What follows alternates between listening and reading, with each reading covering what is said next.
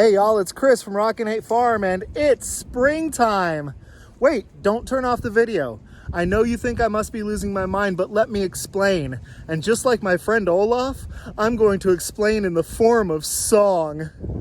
Flowers bloom, see how they glisten. You think I'm nuts? Wait, just listen. Winter's the time to have spring on your mind. Working on a homestead wonderland.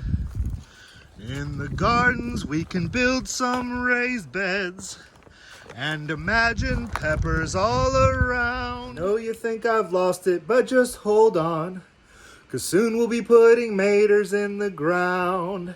Later on, I'll lie in my bed with visions of okra in my head. Pole beans and dill, oh what a thrill, working on a homestead wonderland. Working on a homestead wonderland. Okay, yes, I am losing it just a little bit, but who can blame me? It's winter. It's cold out. There's, well, no snow on the ground here, but, you know, we're in Texas and we're kind of a little bit of weenies here. But it's like 85 degrees in Phoenix and they think it's cold, so we're not quite that bad. Just making fun of all my Phoenix friends there. But yes, it's cold here. It's actually kind of a miserable day the next few days. Definitely below freezing at night, 50s during the day. It's wonderful that we have some sun out, but it's gloomy, it's cloudy, it's cold, it's winter, it's yuck. But winter is the time to have spring on your mind when you're in a homestead. And I apologize for the wind, y'all. It's a windy day.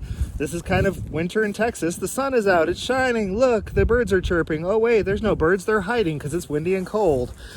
But I've been working on some projects lately, and they're projects that I'm really excited about. They're very labor intensive projects because I'm cheap and I don't want to spend money.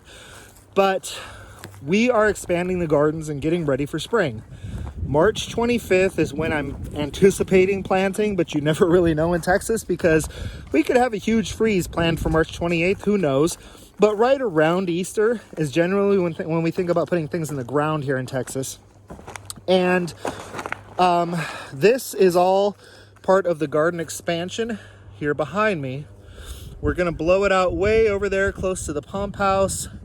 It's going to come off of this one and it'll be a big L-shaped garden. We're still going to call it a kitchen garden, but we're kind of hoping, let me get the sun out of your eyes. We're kind of hoping that it'll be enough that we can also make all of our salsas and things like that just out of our garden and not have to buy stuff at the store or buy stuff from other farmers anymore. So the projects I've been working on is all of this gross overbrush, and let me see where it is. Not there, right there. Big tree behind me, really overgrown, leaning really bad. I'm gonna take all of this and I'm gonna put it right back here behind me, just very low to the ground, and I'm gonna light it on fire. I've got to get rid of my brush piles anyhow, so I'm gonna use the brush pile to help me get rid of all of these weeds. Let me walk over here. I've kind of got you like this because I don't want to shine the sun in your eyes anymore. Words hard.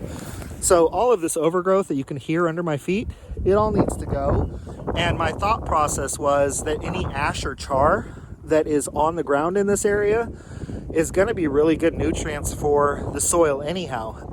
So once I get this all burned flat, I then come in and I get really good deals on broken open bags of sweet feed from various feed stores. I'm going to lay sweet feed in here. I'm going to lay cardboard in here. I'm going to soak the cardboard. I'm going to put my raised beds down. I'm going to fill my raised beds with composted horse manure and topsoil out of my barn. I'm going to mix in I'm going to mix in compost. Words hard. I'm going to mix in compost that I do have to go buy because I just don't have enough compost here on site. I'm going to mix in that biochar that y'all have been seeing me make on the farm. Biochar does a really good job of retaining moisture. And then I'm going to continue begging landscapers for wood chips so that I can mulch this entire area. And then I'm going to put tarps over top of those beds. And I am thinking that when I come back in, midway through December. So January, February, March, 3.5 months. When I pull those tarps off and I get ready to plant, you're going to see nice, thick, nutrient-rich soil, full of life, full of worms, a little extra warm because of the tarps that were over them. And I would not be surprised if the layering that I do in there to the top of these 16-inch boxes is not down 3 to 5 inches. And it'll be ready for a top dressing of something before I can put the plants in the ground. So that's the plans with this garden area. And the part that I'm excited about is, like I was telling you earlier, I'm cheap. So the project is very labor intensive because I don't want to spend a ton of money. I could just go to the store and get 10, 12, 16 foot 2x6s like these and build these little 11-inch tall beds just by putting them together at the corners with a 4x4 like that.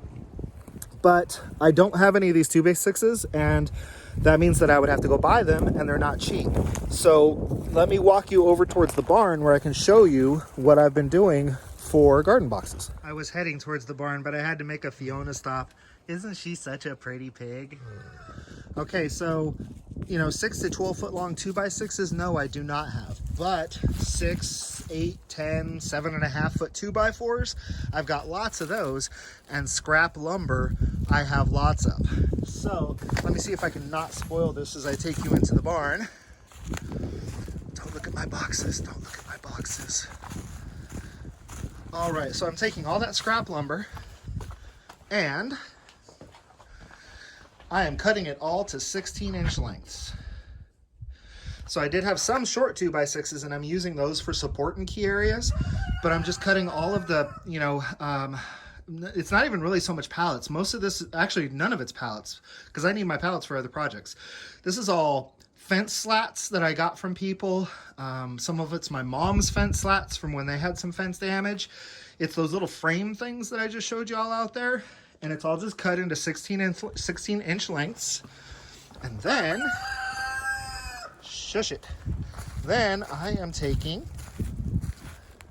those 2x4s that I talked about that I have, and those 2x6s in important areas, like the corners, and all of those slats that I've made. And this is how I am making my 16-inch tall raised beds. And I will make as many as I can until I run out of all of this scrap lumber. And we'll just see how far I get. I think I should get at least 3 beds that are like 4 feet wide by 16 feet long, which is half as many beds as I want to put in. But like I said, this is zero cost. This is all lumber that I have laying around. Some of it I brought with me. Some of it I have scavenged. Some of it was here. But these beds so far, unless you want to count the fact that at some point down the road I bought some screws and I bought some nails, other than that, these beds are not costing me anything. So that is my Homestead Wonderland project that I'm really excited about right now, is getting these gardens ready for spring, because it is going to be here before you know it. So take advantage of what you have, use what you have.